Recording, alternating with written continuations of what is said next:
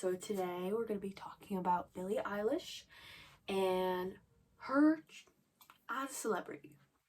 So for me, Billie has always been like an intriguing celebrity figure because she made it clear from the start that she doesn't conform and perform strict gender roles. She was only a female artist around my age who did that. She was so cool and wore the most oversized, outlandish outfits that, I could never dream of wearing. And the prominence of celebrity, especially media representations, raises the question of symbolic power as, they can help us define our sense of cultural identities, what we think is glamorous or fashionable or cool, and she definitely influenced me doing that.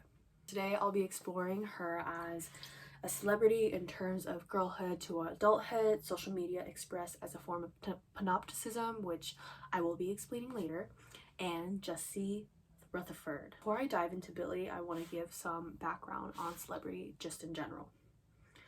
So Richard Snickle, this guy, suggests that the history of celebrity in Western culture is closely linked to the history of communication technology, so things like this.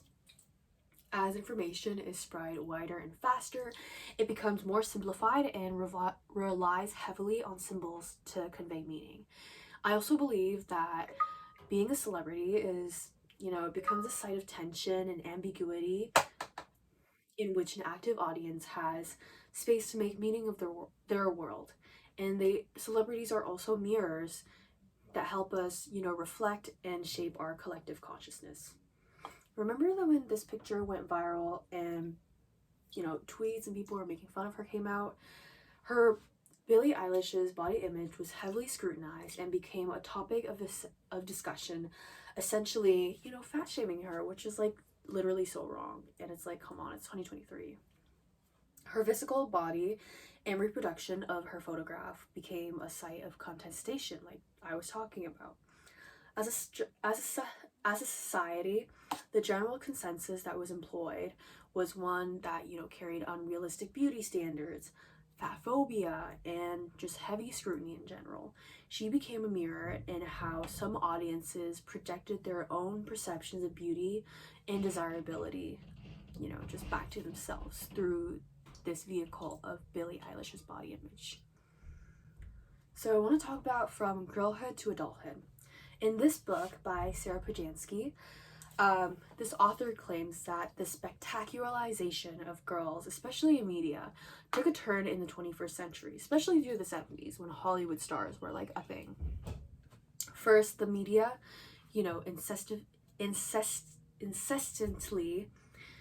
I can't speak today clearly, looks and invites us to look at girls. So girls are objects at which we gaze at whether we want to or not. They are always up for consumption. They are everywhere. And as such, the media turns girls into spectacles, into a commodified object that we look at. And all of this, I just want to emphasize the publicness of, say, a celebrity going through contemporary girlhood, such as Eilish. The way in which they are readily available to us, just like the way in a celebrity's life, like every part of their life is like up for discussion and evaluation and consumption. Especially girls on magazines are almost entirely readily available to us. Both their bodies, their selves, their individual personalities are all up for public consumption, and the author claims that they belong to us as a result. Also, fun fact, the statistically dominant girls on magazines are white, and the titles on the magazines themselves are often caught between anxiety and adoration, like this one of Britney. So Richard Dyer famously written, this guy, Dyer, that whiteness is everything and nothing. Its representational power comes from its capacity to be everywhere, but always, always, always remain unnamed. So panopticism, I would argue, is also another form of which social media has imbued us in our modern technologies. And especially for female celebrities like Billie Eilish, forces them to perform womanhood, which also reminds me of this quote by Margaret Atwood. This quote is all about performing womanhood, and how even if you are not performing womanhood for other people, that's in itself is still like voyeurism through the male gaze, which really like makes you think. It really makes you think. But that quote just reminded me of it. Panopticism is similar to that, where it Panopticon, which is designed by this guy, Jeremy Bentham, my boy, at the end of the 18th century, and it was like an architectural plan to impose order on the lives of like criminals. And this observational tower is, allowed all the inmates to be visible, while the prisoners themselves never knew whether they were being watched or not, which is similar to David Leon's theory. He's another media scholar, but he theorized the notion of an electric panopticon. This is a metaphor in which, the rules of our new technologies, in particular like computerization, has played in our routine operation of surveillance. And this author says that surveillance exists everywhere. Going back to that picture earlier of her in the tank top, this is an example of panopticism through our media. And Billie at this stage, she was just going to Phineas's studio, and she was wearing a tank top, as she should, because it was like 110 Fahrenheit degree. And how the media took it through fat shaming her and really like dehumanizing her as a person. This easy access of surveillance through paparazzi does, it also increases her celebrity by blurring the lines of that public and private sphere. And she has to do damage control to regain her narrative. And by doing this, by maintaining authenticity and her disappointment in the media through her own social media and interviews as well. And another thing I want to say is that social media really, really, really changes how we consume a celebrity. Commodities for us to consume, like I said earlier. Adorno, another scholar, said that our culture industry as a general makes use of stardom and celebrities by borrowing from individualistic art and commercial exploitation of that. So we applied it to celebrities. The more dehumanized its methods of operation and content, the more diligent and successful the media and industry really propagates celebrities. So think of TMZ, Daily Mail, like I said, through the case of Billie and the picture of her in the tank top. I also want to add that for celebrities, their power depends on audiences and the media's investment in especially their status and the exceptional nature of just them as a celebrity.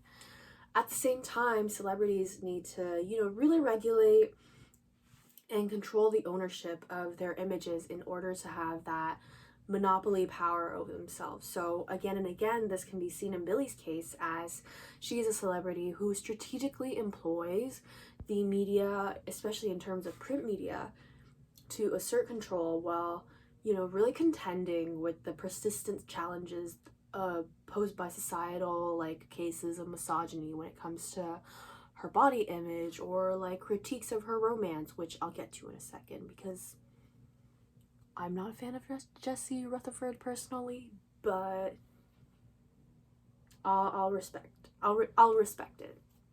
For Billie, she also uses her own personal Instagram as an outlet for her to regain control of her narrative, which we can see this past month, where she claims in an Instagram post that she was outed by Variety. But this is kind of like,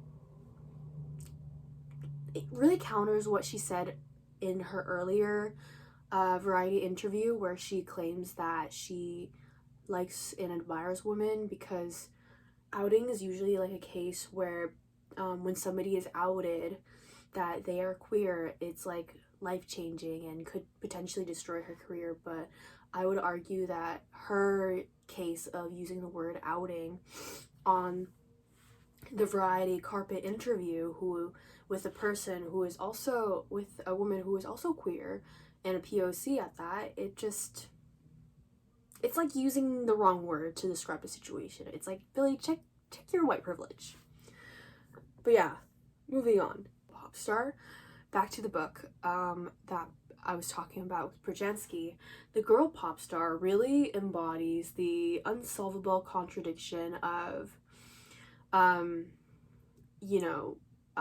childhood into like a person with sexual desires when they grow up, thereby in producing anxiety about the prospective erotic threat posed by the male gaze at the girl child, which is her words, not mine.